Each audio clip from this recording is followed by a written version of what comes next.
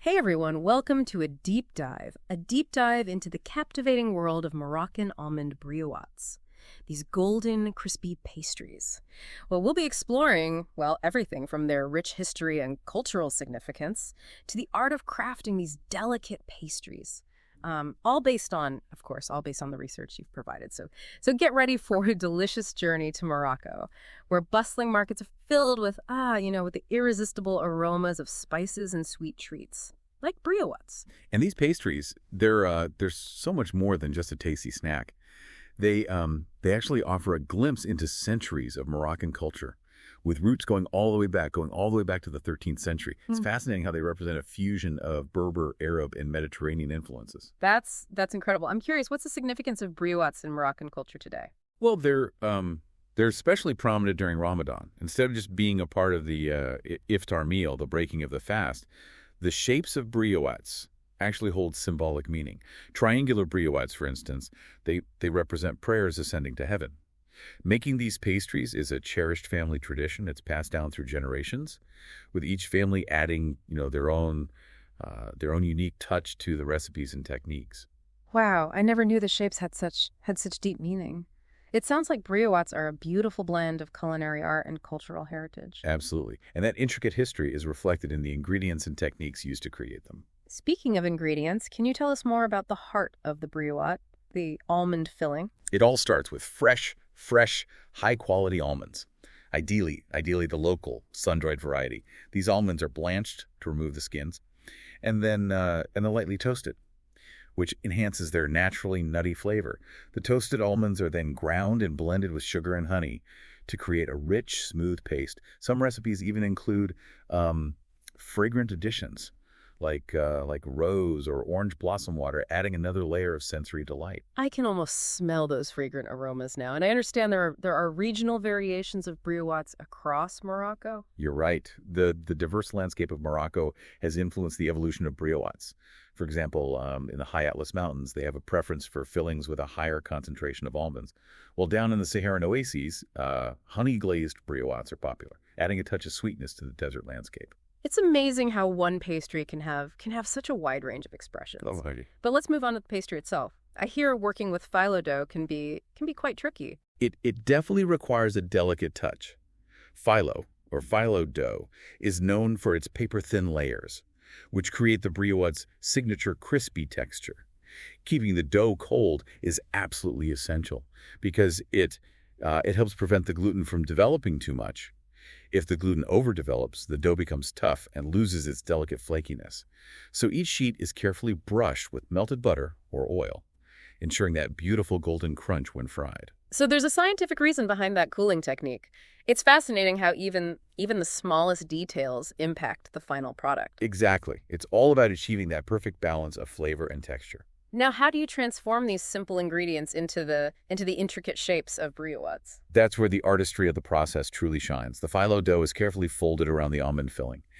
And there's several different techniques you can use. Some create triangles, which as we discussed, have that beautiful symbolism, while others form crescents, each shape adding a unique aesthetic touch. It sounds like a delicate dance between precision and creativity. But ultimately, the success of the briouat hinges on the frying, right? You're spot on. Achieving that perfect golden brown color and irresistible crunch depends on the frying temperature. It needs to be maintained between 350 degrees and 375 degrees Fahrenheit, or 175 degrees C to 190 degrees C, to ensure the briouats cook evenly and get that desired crispiness without burning. So there's a very specific window for frying perfection. And what happens after the briouats have taken their golden bath in the hot oil? Once they achieve that perfect golden brown, they're carefully lifted from the oil and allowed to drain on a rack or paper towels to remove any excess grease. For a final touch of sweetness and aroma, they're often dusted with powdered sugar or a sprinkle of cinnamon. I can practically taste them now. It's intriguing how every step, from the ingredients to the folding techniques to the frying process, play the vital role in shaping the final flavor and presentation. It truly is a testament to the dedication and artistry of Moroccan culinary traditions. But let's not forget about the presentation. Briouats are typically served in a visually stunning way, Yeah, aren't they? yes, they aren't just casually piled on a plate. Tell us about the traditional presentation. Briouats are often presented on beautiful platters, artfully arranged, and sometimes even adorned with edible flowers. They're meant to be a feast for the eyes as well as the palate, reflecting the importance of hospitality and aesthetic appreciation in Moroccan culture. I can just imagine a platter piled high with golden, crispy briouats, their intricate folds and delicate decorations creating a stunning centerpiece. And what beverages are typically served alongside these pastries in Morocco? They're often paired with refreshing mint tea, which helps cut through the sweetness of the pastry and cleanse the palate. Another popular pairing is strong, fragrant Moroccan coffee, which creates a delightful balance of flavors, complementing the richness of the almonds and spices. These pairings are a testament to the Moroccan appreciation for contrasting flavors and textures, creating a truly harmonious dining experience. It sounds like the perfect balance of sweet and refreshing. We've uncovered so much about the history and tradition behind briouats, but I'm also curious about how this centuries-old pastry is evolving to embrace modern tastes and dietary needs. You're right. Culinary traditions are constantly evolving, and briouats are no exception. What's so exciting is that you're now finding them with all sorts of modern fillings beyond the classic almonds. So tell me, what are some of these modern twists on the traditional briouat? You'll now find briouats filled with everything from rich chocolate to tangy citrus creams and even savory cheese fillings. It's fascinating to see how chefs and home cooks are experimenting with new flavor combinations while still honoring the essence of this classic pastry. And of course, with growing awareness of dietary needs, there are now fantastic adaptations for those with specific dietary restrictions. That's incredible. It sounds like there's a briouat out there for everyone, regardless of their dietary preferences. Exactly. You can now find gluten-free briouats made with alternative flours, like almond or coconut flour, and there are even vegan versions that replace traditional ingredients, like butter and honey, with plant-based alternatives, ensuring that everyone can enjoy this delicious treat. It's inspiring to see how these adaptations are keeping the tradition of briouats alive and inclusive. It's amazing how this centuries-old pastry has stood the test of time, evolving to embrace modern tastes while still preserving its cultural significance. Before we all run off to our kitchens to try our hand at making these delicious treats, what are some common pitfalls we should be aware of? There are definitely some key things to keep in mind when making briouats, especially when it comes to working with that delicate phyllo dough. One common mistake is letting the dough dry out. Since it's so thin, phyllo dough can dry out very quickly, becoming brittle and difficult to work with. So keeping it covered and working quickly is crucial. Are there any other tips for handling phyllo dough? Absolutely. Don't be afraid to add moisture. If you find that the dough is becoming a bit dry, but lightly brush it with melted butter or a bit of water, and be gentle. Phyllo dough is delicate, so avoid overworking it, as this can also make it tough. I imagine getting the frying temperature just right is another crucial factor. You're exactly right. That 350 degrees F to 375 degrees Fahrenheit or 175 degrees C to 190 degrees C range is essential for achieving that perfect balance of golden brown color and crispiness. If the oil is too cool, the briouats will absorb too much oil and become greasy. And if it's too hot, they'll burn before the filling has a chance to cook through. So precision is key when it comes to frying. And I'm guessing using fresh, high-quality spices is another important factor for authentic flavor. Absolutely. Pre-ground spices can lose their potency over time, so using freshly ground spices whenever possible will make a world of difference in the final taste. Spices like cinnamon, cardamom, and ginger are staples in Moroccan cuisine, and their freshness truly elevates the flavor profile of the briouats. It sounds like there's a real art to balancing all these elements, the dough, the filling, the frying, and the spices. What's fascinating to me is how this seemingly simple pastry involves so much attention to detail and a deep understanding of flavor. It really highlights the skill and passion that goes into traditional Moroccan cooking. Every step, from selecting the ingredients to the final presentation, is infused with care and a desire to create something truly special. It's inspiring to see how a dish can encapsulate so much history, culture, and culinary expertise. And it makes you appreciate the thoughtfulness behind every bite. Speaking of creativity, if you were to put your own modern spin on the briouat, what kind of filling would you create? That's a great question, honestly. After learning so much about the traditional flavors and techniques, I'd be tempted to stick with a classic almond filling.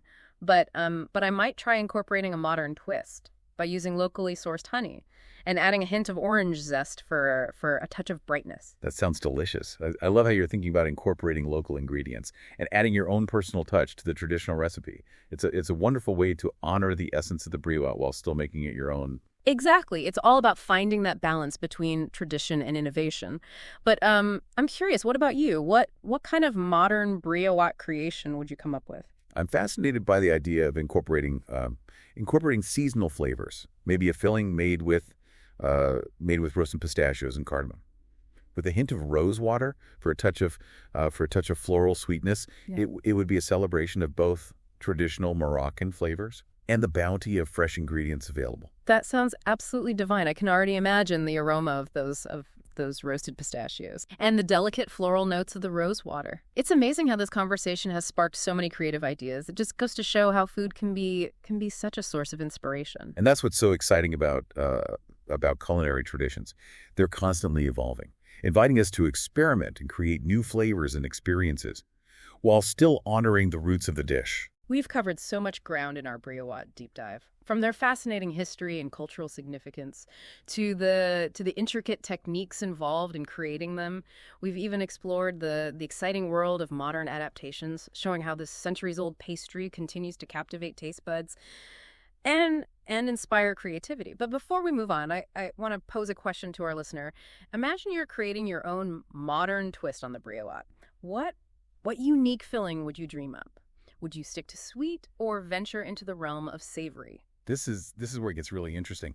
Think about what flavors excite you, what ingredients you love, and how you can blend them in a way that feels both innovative and respectful of the Briouat's heritage.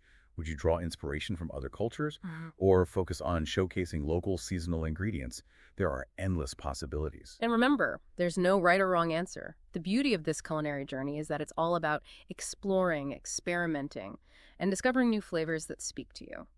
We'll be back after a short break to continue our deep dive into the world of Moroccan almond briouats. It's fascinating how something as seemingly simple as a pastry can be a canvas for culinary creativity.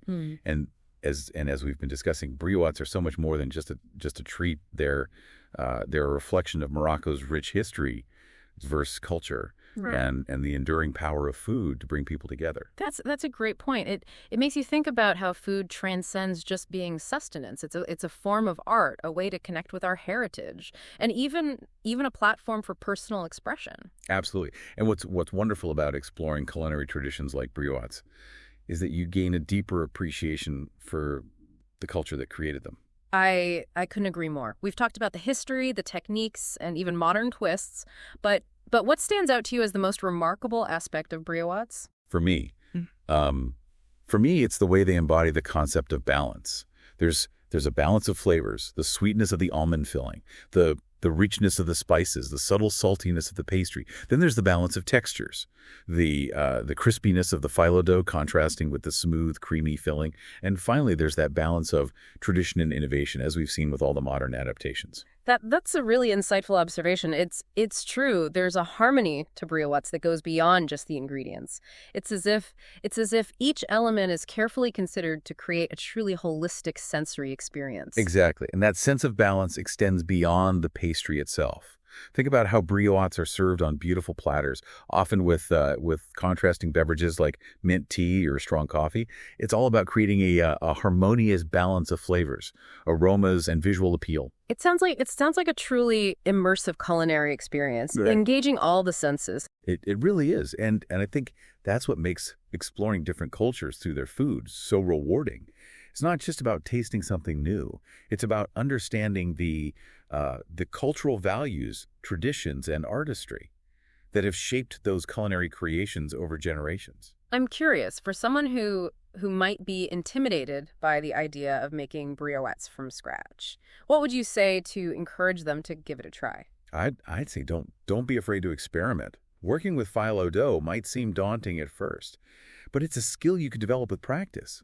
And remember, even if your first attempt isn't perfect, The process itself is a learning experience Mm. and a chance to connect with the beautiful culinary tradition. That's great advice. Sometimes we get so caught up in achieving perfection that we forget to enjoy the journey of learning and experimenting in the kitchen. Exactly. And besides, there's something truly satisfying about creating something with your own hands, especially when it comes to food. It's a way to connect with your own creativity and share that joy with others. Speaking of sharing, what are some other ways our listener could delve deeper into the world of Moroccan cuisine? Well, one of the best ways to experience a culture is to immerse yourself in it. If you have the opportunity to travel to Morocco, you'll be able to savor the authentic flavors of briouats and other traditional dishes in their native setting. But even if travel isn't an option right now, there are plenty of ways to explore Moroccan cuisine closer to home. Like what? Give us some ideas. You could start by seeking out Moroccan restaurants in your area. Many cities have vibrant Moroccan communities with restaurants that offer a true taste of the culture. Another option is to try cooking Moroccan dishes at home. There are countless cookbooks and online resources available that can guide you through the process, and you can even find online cooking classes taught by Moroccan chefs. That's a great idea. Cooking a meal from a different culture can be such a fun and educational experience. You learn about new ingredients, spices, and techniques, and it's a great way to expand your culinary horizons. Exactly, and who knows, you might even discover a new favorite dish or ingredient that you'll incorporate into your regular cooking. So for our listener who's now hopefully feeling inspired, to explore Moroccan cuisine, what's one key piece of advice you would give them as they embark on this culinary adventure? I would say approach it with an open mind and a sense of curiosity. Be willing to try new flavors, embrace different textures, and don't be afraid to ask questions. Food is a universal language. And it has a way of connecting people across cultures and continents. Beautifully said. It's that willingness to step outside our comfort zones and embrace new experiences that truly enriches our lives. And food is such a powerful way to do just that. I completely agree. It's about savoring the journey as much as the destination. Well, we've explored the history, the techniques, the modern twists, and even the cultural significance of briouats. We've delved deep into their flavors, textures, and the artistry involved in creating them. We've even encouraged our listener to embark on their own culinary adventures. What a delicious journey it's been. It really has, and I hope our deep dive has inspired our listener to not only appreciate briouats for the delightful pastry they are, but also to see them as a window into a rich and vibrant culture. So as we wrap up our exploration of Moroccan almond briouats, what's one final thought you'd like to leave our listener with? I would encourage them to remember that food is more than just sustenance. It's a story. It's a story of people, places, traditions, and the enduring power of human connection. And every time we savor a dish like a briouat, we're not just tasting food, we're tasting history, culture, and the love and care that went into its creation. That's a beautiful way to put it. And it reminds us that even something as seemingly simple as a pastry can hold within it layers of meaning and stories, just waiting to be uncovered. Exactly. So next time you encounter a briouat, take a moment to appreciate all that it represents. Savor its flavors, admire its artistry, and let it transport you to the bustling markets and warm hospitality of Morocco. What a perfect note to end on. We've journeyed to Morocco, explored the fascinating world of briouats, and hopefully sparked a sense of culinary curiosity in our listener. It's been a truly enriching experience. And as we've discussed, throughout this deep dive, food has just this incredible ability to connect us to different cultures and expand our understanding of the world. Absolutely. It's a journey that engages all of our senses and opens our minds to new perspectives. So to our listener, if this deep dive has sparked your curiosity about briouats or Moroccan cuisine in general, what would be your next step? I'd say the most important thing is to keep that curiosity alive. Seek out opportunities to experience Moroccan culture firsthand, whether it's through trying new dishes at a local restaurant, experimenting with recipes at home, or even planning a trip to Morocco someday. I love that idea. Imagine wandering through those vibrant markets, taking in the sights, sounds, and aromas, and tasting authentic briouats made with generations-old techniques. It would be an incredible experience. Yeah. And even if you can't travel to Morocco right now, you can still bring a taste of Morocco to your own kitchen. Exactly. There are so many resources available online and in libraries. You can find traditional traditional recipes, learn about different spices and ingredients, and even watch videos of Moroccan chefs demonstrating their techniques. And don't be afraid to get creative. Once you understand the basic principles of making briouats, you can start experimenting with your own fillings, drawing inspiration from your own culinary preferences and the seasonal ingredients available to you. So to our listener, we encourage you to continue this journey of exploration. Try your hand at making briouats savor their unique flavors and share your experiences with others. And remember, even if your first attempt isn't perfect, the process of learning and experimenting is part of the joy of cooking. Well said. It's all about embracing the adventure and allowing yourself to be surprised and delighted by the unexpected discoveries you make along the way. Who knows, you might even create a new family tradition that will be passed down for generations to come. That's the beautiful thing about food traditions. They're constantly evolving, adapting, and reflecting the stories of the people who create them. And in that sense, every time we step into the kitchen, we become part of that ongoing narrative. What a wonderful thought. It reminds us that food is more than just fuel for our bodies. It's a tapestry of history, culture, creativity, and connection that weaves its way through our lives. Exactly. Yeah. And with each new dish we encounter, we have the opportunity to expand our understanding of the world and ourselves. Thank you for joining us on this deep dive into the captivating world of Moroccan almond briouats. We hope you've enjoyed the journey and that you leave feeling inspired to explore the rich tapestry of flavors and traditions that make up our global culinary heritage. Until next time, happy cooking, and may your culinary adventures be filled with delicious discoveries.